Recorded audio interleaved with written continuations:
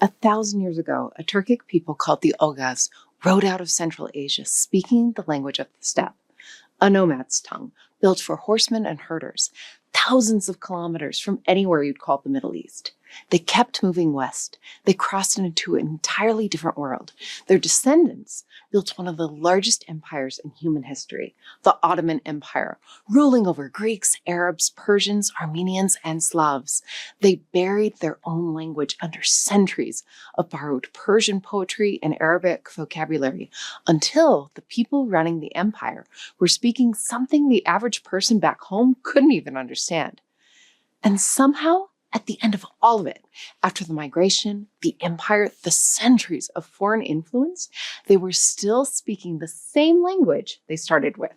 Not Persian, not Arabic, not the tongue of any people they ruled. Turkish stayed Turkish. This is the story of how a language survives everything that should have changed it.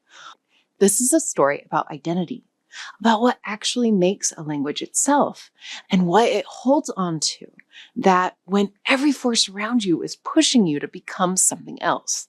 Turkish is one of the best examples on earth of a language that should have dissolved and simply refused to. Quick thing before we dig in. Turkish is structurally one of the most logical languages there is. Almost no irregular verbs, a grammar built from clean, repeating rules, words assembled like Lego bricks clicking together. Once the system clicks, it moves fast.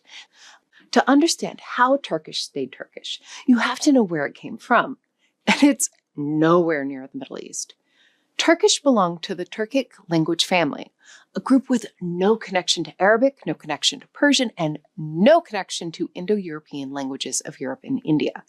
It's its own branch of the human family tree, born in the grasslands of Central Asia, the language of the nomadic horse peoples roaming somewhere between Mongolia and the Caspian Sea.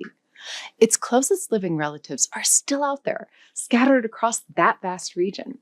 Azerbaijani, so close, a Turk and an Azerbaijani can roughly follow each other. Turkmen, Uzbek, Kazakh, and far to the east, Uyghur, spoken in Western China. The Turkic languages stretch in an unbroken band from the edge of Europe to the borders of Mongolia. And they all share a very particular architecture, worth understanding, because it's the key to the whole story. Turkic languages are agglutinative. You build words by stacking suffixes onto a root, one after another, each adding a piece of meaning, like a train cars coupling onto an engine. They have vowel harmony. The vowels inside a word shift to match each other, giving the language its smooth, almost musical flow. And the verb goes at the end of the sentence. That architecture is the skeleton of Turkish. Remember it, because everything that follows is the story of that skeleton refusing to break. In the 11th century, one branch of these Turkic peoples, the Seljuks, pushed west and, in 1071, defeated the Byzantine army at the Battle of Manzikert, cracking open the gateway to Anatolia, the land that is now Turkey. Turkic peoples poured in and settled. Centuries later, one small frontier dynasty among them, the House of Osman, would grow into the Ottoman Empire, lasting 600 years and reshaping 3 continents. Here's where the danger begins. Because as the Ottomans grew rich and powerful, their language started drifting away from its roots. The Ottoman elite fell in love with 2 older, more prestigious languages: Persian, the language of poetry, refinement, and the entire literary culture of the courts they admired, from the Seljuks before them to the Persian-speaking world to their east, and Arabic, the language of the Quran, of laws, and of religious scholarship. The Ottoman court absorbed both, pouring Persian and Arabic words into Turkish by the thousands, until the language of the palace barely resembled the language of the people. This became known as the Ottoman Turkish, and in its most elaborate literary form, it could be up to 80% Persian and Arabic vocabulary, written in a modified Arabic script. The bureaucrats, the poets, the scholars wrote in a register so saturated with foreign words that an ordinary Turkish farmer would have understood almost none of it. It was a status game. The more Persian and Arabic you could weave into your speech, the more cultured you appeared. The native Turkic core got buried under layer after layer of borrowed prestige. And this is exactly the moment when languages die, or rather dissolve into something else. It's happened to countless tongues. The elite adapts a fancier language. Prestige follows one direction, and over generations, the original is hollowed out from the inside until nothing's left but loanwords. By every expectation, that should have been Turkish's fate. It wasn't. And the reason is one of the most important facts about how language actually works. While the Ottoman court was busy burying Turkish under Persian and Arabic, something else was happening out in the country. Nothing.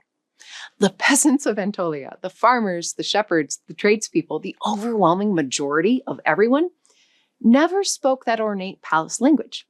They spoke Turkish, plain Turkic, steppe-descended Turkish, the language of the home and the field and the market, carried on almost untouched by the games being played in the capital. Yes, they picked up some words, Arabic words for religious ideas, Persian words for certain objects and concepts. The everyday word for book, kitab, is Arabic. That's normal. Every language borrows words when new ideas arrive. But here's the thing that saved Turkish. They borrowed words. They never borrowed the grammar. The agglutinative structure stayed. The vowel harmony stayed. The verb stayed at the end of the sentence. The skeleton, the part that makes Turkish Turkish, never moved an inch, no matter how much foreign vocabulary piled on the surface. And this is the deep lesson hiding inside the whole story. Vocabulary sits on the surface of a language. It's easy to borrow. You hear a useful word, you start using it. It costs nothing. But grammar is the foundation. The way you build a sentence is wired into you in childhood, beneath conscious thought, and it almost never changes because you've adopted some foreign words. A language is not its vocabulary. A language is its grammar. You can drape Turkish in as much Persian and Arabic as you like, as long as the underlying structure stays Turkic. The language is still fundamentally Turkish, and the structure never broke. But this raises a fair question. Plenty of languages have had their grammar reshaped by outside contact. Why did Turkish hold so firmly when others didn't? Take Persian. Persian is an ancient, sophisticated, beautiful language, and yet today it carries roughly half its vocabulary from Arabic, and it's written in Arabic script. Persian meant far more than Turkish ever did. Why? The difference comes down to one thing: power. Persia was conquered. In the 7th century, the armies of the Rashidun Caliphate swept out of Arabia and shattered the Sasanian Empire, the last great pre-Islamic Persian dynasty, gone within about 2 decades.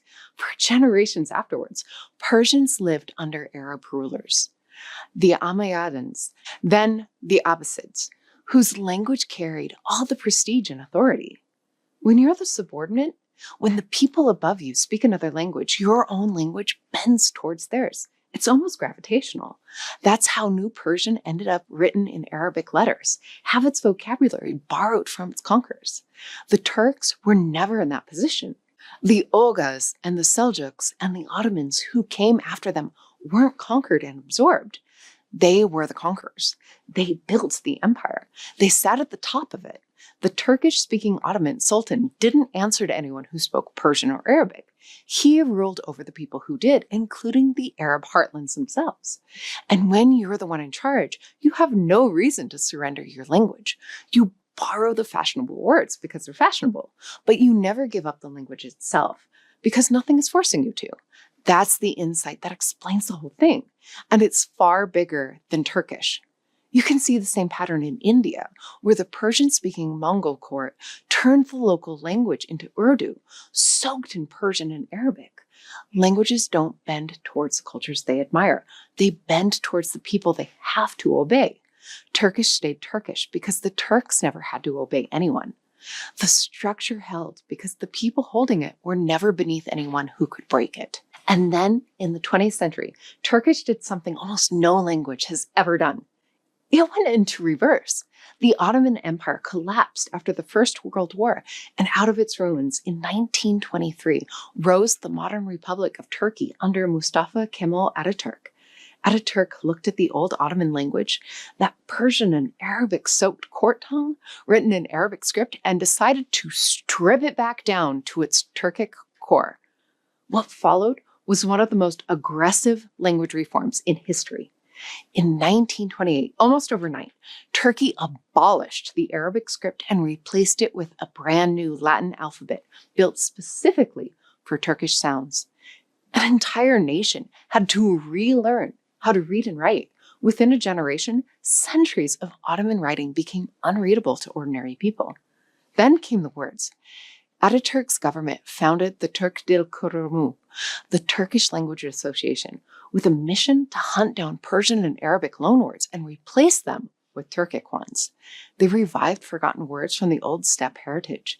They coined new ones from Turkic roots. Deliberately, systematically, they peeled the borrowed layers back off. It was the Ottoman court's centuries of borrowing run in reverse. The prestige words that had borrowed Turkish were dug back out, and the underlying language, the one that the Anatolian villagers had quietly kept alive the whole time, was lifted back to the surface and made the official language of a modern nation. So, how did Turkish stay Turkish?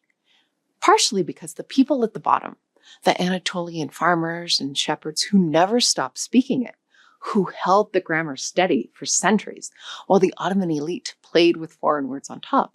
Partially because of power, because the Turks were the rulers, never subordinate to anyone whose language could pull theirs apart, and partially because of Ataturk's deliberate dramatic decision to scrape the borrowed layers off and return the language to its roots. Today, modern Turkish carries only around 14% Arabic vocabulary, a fraction of Persian's 50, less than Urdu's 25.